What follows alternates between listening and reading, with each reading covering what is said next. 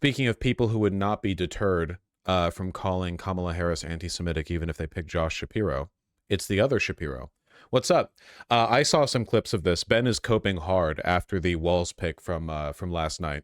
Alrighty, so we have now seen the debut of Minnesota Governor Tim Walz on the national stage, and we saw Kamala Harris introduce him. So obviously, very, very high energy event. Kamala Harris is bringing out gigantic crowds. Democrats are, in fact, enthused. They brought out Josh Shapiro for a little bit of a consolation run. He yelled a bit and his voice broke, and he talks a little bit about being Jewish, which gave Democrats cover to ignore the fact that the explicit reason they did not. Wow, he's doing it right away. I haven't seen this, so I didn't. Okay, yeah, immediately, right away. Pick him is because he's a Jew. And Yep. Very, that's so true, man. Republicans extremely concerned about anti-Semitism, and the reason they didn't pick Josh Shapiro, definitely because he's Jewish. That's so true. Honestly, like, they can't run too hard. Republicans can't run too hard with the "you're anti-Semitic for not picking Josh Shapiro" bit, because a significant number of highly energized Republican voters are open neo-Nazis who would who would make fun of them for it. It would not. It's a line you have to run. Then Kamala Harris did an entire speech in which she really didn't talk about politics very much. It was just mostly about unity. She actually tried to channel Barack Obama / 2008, circa 2008. She was talking about red. Trump was also talking about unity a decent amount during his RNC convention speech. It's pretty common in speeches like this to talk about unifying the American people and not like specific policies. She did talk about specific policies, but apart from that, I mean, it's not like super unconventional. It is once again worth remembering that even if red don't like blue and blue don't like red, the red will use their power to hurt you. Republicans do not use their power to make life better for everyone. They don't even use their power to make life better for white people. The only thing they use their power for is making life better for business owners. That's it. That's the only group that actually benefits. The rest of it is just hurting non-white people or women or whatever else, Whereas Democrats, who absolutely do hate Republicans in a lot of ways, in a lot of respects, and frankly, I think they should hate them more. In spite of that, when Democrats push policy, it does in fact benefit everyone. Republicans are so hard on the partisan line. Remember that Donald Trump was literally threatening to withhold COVID aid from states whose governors had criticized him. Like, that's how far that goes. Donald Trump was literally saying, like, oh, we'll just let your people starve if you don't bend the knee to me. Democrats don't do that.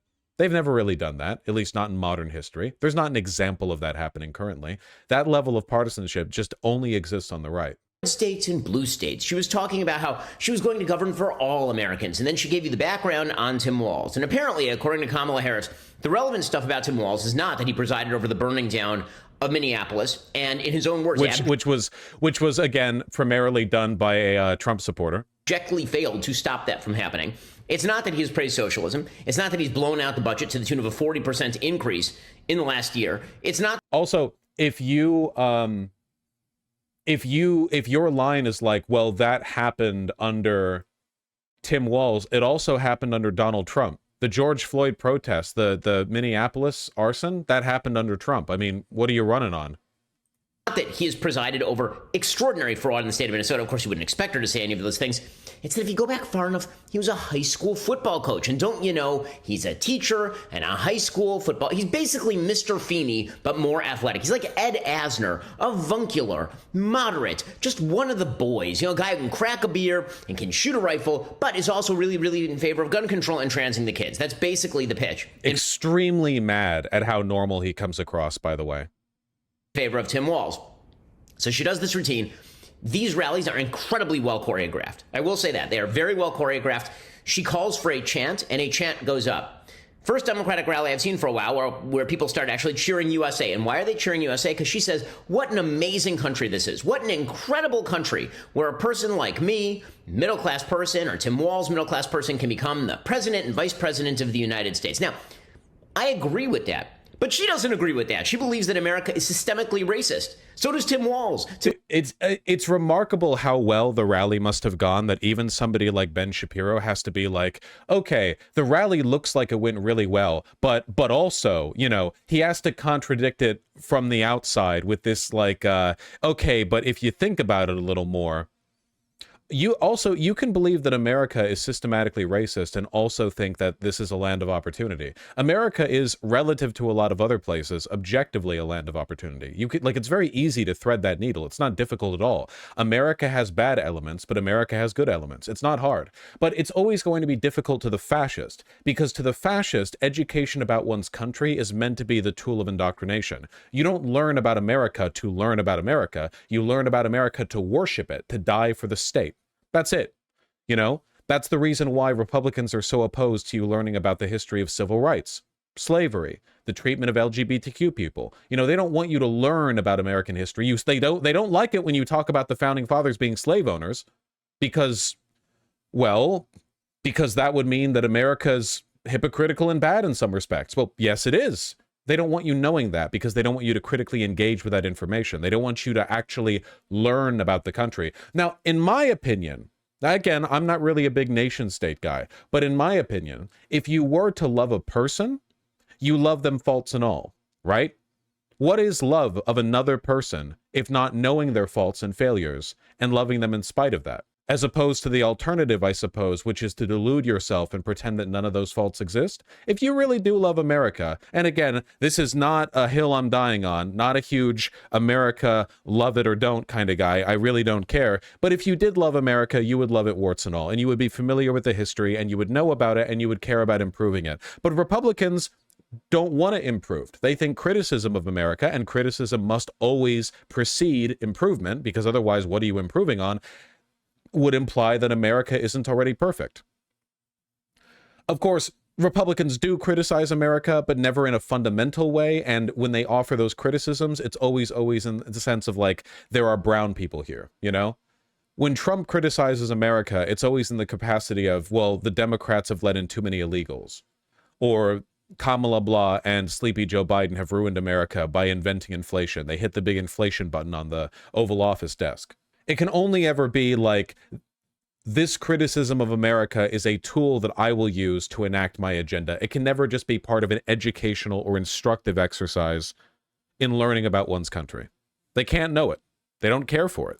Tim Walz said back in 2020 that he believes that those riots were a reflection of the great evil that America represented. That is the statement of one who can love America. I genuinely mean that. If you are so delusional that you will pretend that the response to George Floyd's murder was not indicative of like severe underlying racial tension, then you don't actually care for this country or want to know anything about it. You just want the people with darker skin than you to be quiet. And yet here they are doing the unity routine. And that's what is so false about all of this, is this idea that these folks are real reminders of what brings us together, that what they are really interested in more than anything else is governing for all Americans. They are radically to the left. This is why the Trump campaign has a moral obligation to remind the American people. The radical communism of free school lunches for all children, and at the rally today, free water for all people. That would get in the way of Nestle's ability to buy up water and land rights in Africa that they can later use in the water wars, you know? It's anti-freedom. It's communism. It really is crazy how, and by the way, like, there are left-leaning people in American government. There are no communists. There are no people who are sincerely proposing a model of like decommodification and worker control of the means of production or the abolition of a state in general. These things don't exist in the, they're not part of the discourse, you know? But it is kind of crazy how Republicans keep trying to convince their constituency that socialism is when things are good. Look at the radical socialism of these people, feeding the sick and hungry, you know, like Jesus Christ would. That these people are radically to the left. Okay, so that's all the intro to Tim Walz. Then Tim Walz gets up, and he's quite good. I mean, let's just be frank about this. Tim Walz gives a speech, and the speech is avuncular, and it's charming. He's smiling the whole time. He doesn't look uncomfortable smiling. He's got a crush. He attacks J.D. Vance. He attacks Donald Trump, of course. The lowest point of the speech is his attempt to signal to his base that he'll take the gloves off with J.D. Vance. He makes some sort of dumb joke about J.D. Vance getting up off the couch, which is... That's true. That's the worst part of the speech, which is why everyone cheered and laughed, including Kamala Harris right behind him, and then everyone on social media also cheered and laughed, and everyone's having a great time, and the right is still having such a meltdown over this that they're desperately trying to match the energy by throwing out, like, anything and seeing what sticks. Tampon Tim. Tim, horses. That's my line. Don't steal. Should have gotten that copyrighted. You see that on social media right now? There's a bunch of right wingers, and they're like, Tim Walz eats poop. R/ask a liberal. Did Tim Walz have to get his his stomach pumped from swallowing horse semen? That trending on Reddit. Democrats are freaks. From Laura Loomer, the person whose face looked like it's a mask on another person's face. I've said this before, but this doesn't work because Republicans saying, oh, so we're just going to like throw smears at JD Vance. Okay, the gloves are off. We Republican pundits are now ready to lie about the opposition. Are you ready? Oh, the gloves truly are off. You've all been such adherents to factual reality up until this point, you know? It's not like we didn't just go through a massive 1 day long right-wing freak show, hysteria over a female boxer in the Olympics being male based on nothing. Oh, take a look. This female boxer from Algeria, center of woke, is actually a biological male, as evidenced by literally nothing.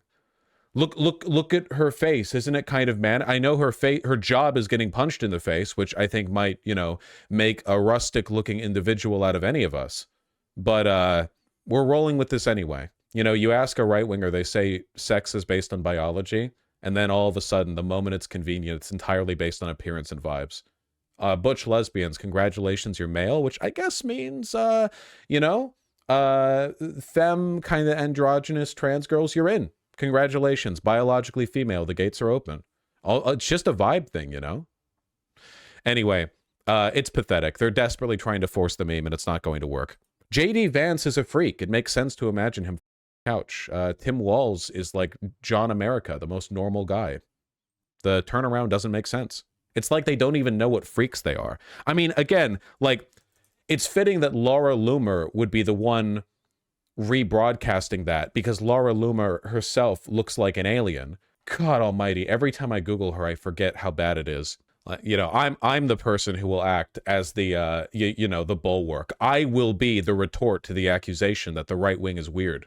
Holy shit, that's a real face. It is a real face, yeah. A lot of Republican women end up looking like this because, and I'm not saying you should sympathize with them because they're monsters, but behind the scenes, they're subject to a lot of sexism because Republicans hate women, so they're heavily encouraged to keep getting plastic surgery, Also, hate does age you. Yeah, here's her at the Laura Loomer for Congress event in Florida with Milo Yiannopoulos, the pedophile Nazi, who was literally praised the rape of 14-year-old boys. Or was it 12-year-old boys? I forget the specifics. It was on the Drunken Peasants podcast a while ago. Here they are, palling around. 12? It was 12? Okay, my apologies. We've whatever the opposite is from graduated, from teen to preteen with Milo Yiannopoulos and his predilections, currently pretending to be reformed gay or something. I had to go through so many tweets. Holy shit, I didn't realize how terminally online Ian Miles Chong was. Well, yeah, if he ever gets off the computer, he might look out the window and be reminded that he lives in Malaysia and not the United States of America. It's supposed to be a joke about a meme that was going around the internet about a false passage that doesn't exist in Hillbilly Elegy. Supposedly JD Vance having some sort of sexual relationship with the couch is really keep describing it, Ben, please.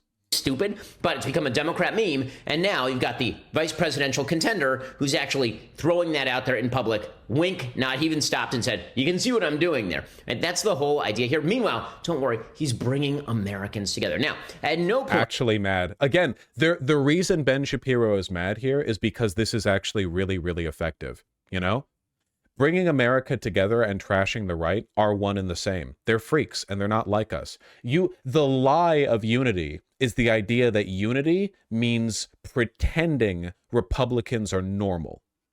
The truth of unity is uniting America against them, which is a doable prospect because they're freaks.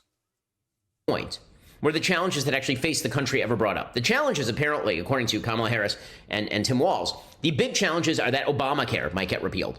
That's like the big challenge. The big challenge is that Donald Trump might ban abortion, which, of course, he has said he is not going to do and has no interest. What? They said they want to do a lot of things, and it's Project 2025 on the table. One part of which is, yes, the complete ban of abortion. Interest in doing. At no point was there any talk about fixing the economy. Apparently, the big threat to the economy is the Donald Trump tax cuts, according to Tim Walz. And if those tax cuts were to Tax continue, cuts are bad for the economy. Yeah, that is true. In many cases. Yeah, especially when they're for the wealthy. people might be able to keep more of their own money. And that is a serious, serious problem. People, which people? What income bracket? People who make over $400,000 a year? Yes, admittedly, I might stand to lose some money if the taxes are raised. But, frankly, I'll be okay, I think. Maybe. Vosh.gg/support in these tough times. Trump even said to punish women who have already had abortions. These guys are psychotic. Yeah, I really do think it should always serve as a reminder how earnest Republicans are to not explicitly tell you what their plans are. You look at their offhand statements and their policy positions and the stuff that their advocacy groups are gunning for, their backroom conversations where they're like, yeah, you guys know Project 2025 includes banning contraceptives, right? Going through every legal mean possible to ban them. There's specifically passages in Project 2025 that go on about how the only birth control that women should have is the rhythm method, which is literally don't nut in me, when I'm ovulating, like the when can you nut in me bit. It's insane. Yeah, the Comstock Act. Yeah, it's crazy. They're freaks. They even want to regulate condoms, Vosh. Yeah, no, they do. Again, it all comes back down to sexual insecurity. The ability to not get pregnant, any kind of contraception, whether that be condoms, birth control, all of these things make women more free. Most women, are saddled with a pretty nasty biological restriction, which is when they get cum in them, which happens a lot of the time to a lot of people. It's been known to happen, folks. And, a lot of people, they enjoy it too. That's the crazy thing. When they get cum in them, sometimes it can saddle them for 9 months with something that'll cost them the rest of their life. Nothing wrong with the miracle of childbirth, just saying you should be ready for it, The less contraceptive access women have, the more vulnerable they are to their entire life being built around unplanned child rearing. They want to make it, you can't prevent the pregnancy, and if you're pregnant, it's illegal to get rid of it, and then you're on the hook for raising them for 18 years, and you have no support from the state as you do so. They don't want to make life easy for women. The reason they don't want to make life easy for women is because the harder life is for women in this specific respect, the more dependent they are on men. Women, if they're expected to be child rearers, can't work. They can't really work late into pregnancy, and it's pretty difficult to work while also taking care of a kid. You need a husband to make the money, and they want the husband making that money because that makes women objectively economically subservient to men. It's just about power. There's a reason women used to not be able to own their own bank accounts, this is basically the return to tradition version of state mandated girlfriends. This is the reason why men don't like things like contraception. I don't mean all men, of course. I mean men as a kind of conservative incel block. They don't like things like contraception. They hate things like single moms. They hate things like abortions because all of them are components of a system in which women have, for the most part, equal autonomy to men. Not exactly equal. We haven't quite reached that utopia yet, but more or less equal. If contraception was truly freely available, then yeah, it might really be equal, at least in some respects. But it's not. And they want to make it even less equal because that makes women dependent on men. And that means that men can continue to be domestic abusers, rapists, pedophiles who groom their kids, monsters of all kinds, and still have a wife. It used to be a lot easier to get a wife, folks, because the women were told, hey, you literally you're going to be like a spinster at 26 if you're unmarried. You want to get married early because otherwise how the f are you supposed to pay for anything? You can't get high paying work as a woman. Are you kidding me? That's the trad wife dream. Ask Lauren Southern how it worked out for her, by the way. She wrote an article about that. You'd think Lauren Southern, big advocate for the traditional role of the woman. How's she doing? Not well. I'll save you the video watch, but you should still watch that video of mine. They also want to ban divorce? Yeah, for the same reason. It's all about sexual insecurity. Meanwhile, you have Kamala Harris out there. No mention of the fact the Middle East is on fire. No mention of foreign policy. No mention of exactly why the Biden administration seems to have taken the side of Iran in the Middle East. None of that, of course. No serious dealing with issues. And why the f would they engage with any of this at an announcement rally for Tim Walz, you idiot? What are you talking about? Why the fuck? Why would they talk about any of this?